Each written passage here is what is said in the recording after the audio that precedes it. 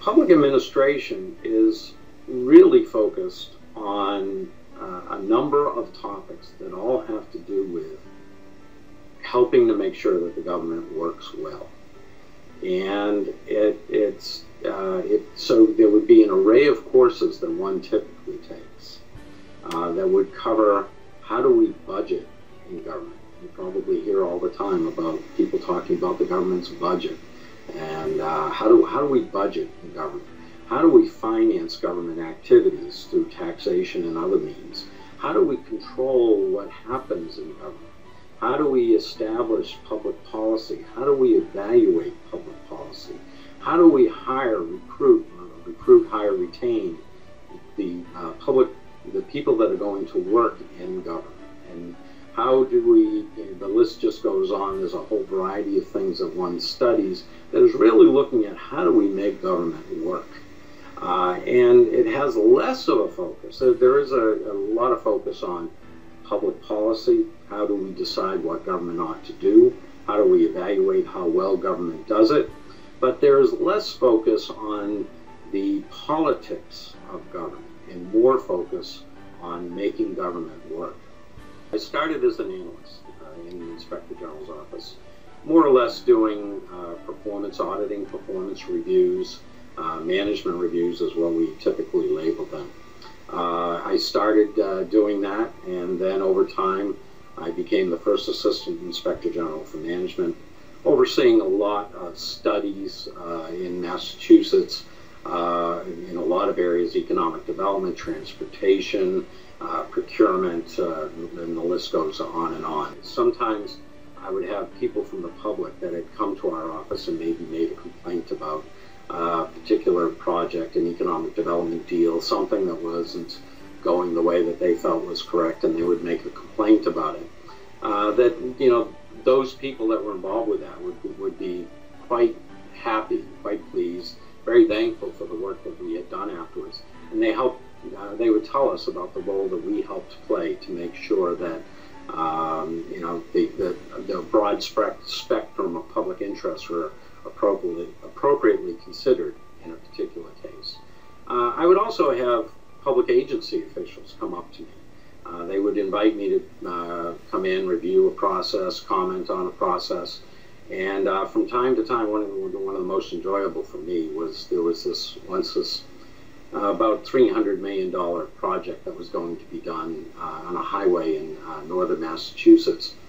And I was asked to, rather than just come in afterwards and tell them what they had done wrong, if I would come in during the process and review what was going on and advise them as they were proceeding. And it was very interesting, not entirely unique for me, but it was this project in particular was interesting.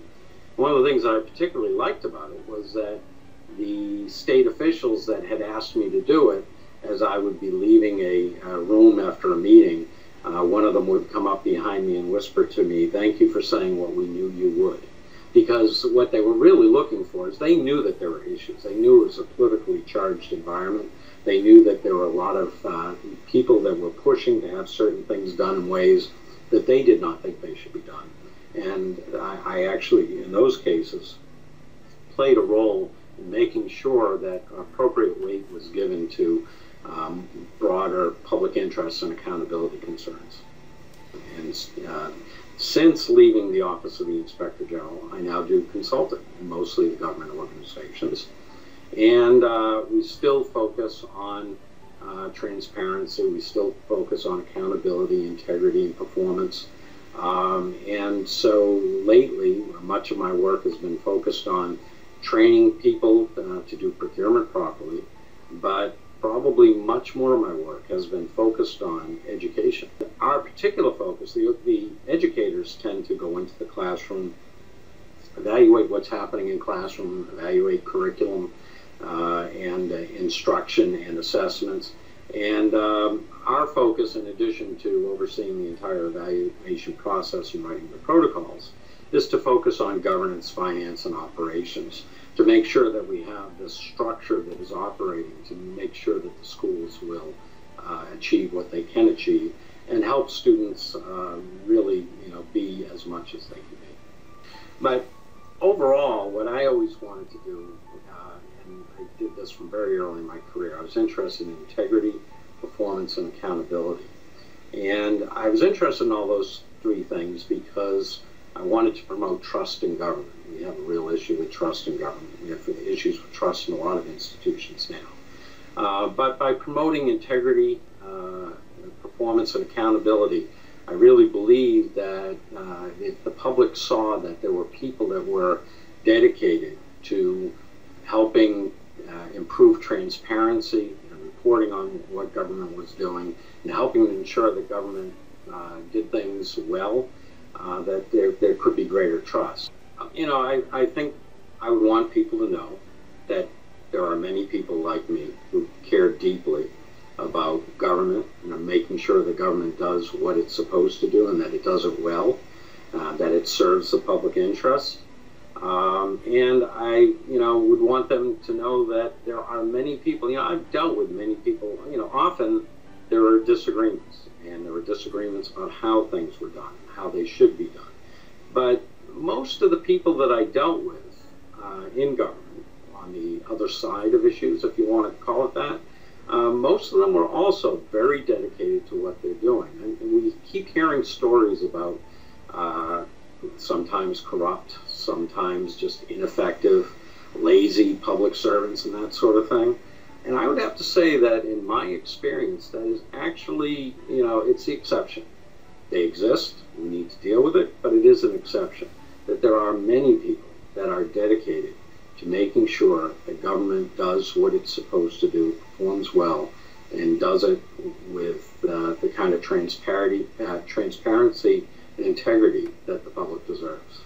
First of all, I would recommend to anyone that was interested in a challenging, valuable career to pursue public service. But I also believe that, to be effective in public service, you have to have this inner desire to serve others. And you have to have a belief, ultimately, that government can work and will work. And there are lots of ways that people serve our country. They serve in the military. A lot of people serve their communities in nonprofit organizations. So there are so many ways that it can be done. But if you want to serve in government, you have to start with a belief and an understanding of the importance of government and what it contributes to our society and what it can do. You can be one who's more for a more limited government. You can be one who's more for an expansive government. But you have to know and understand what it is that you believe in, and it has to be something that you will be dedicated to pursuing.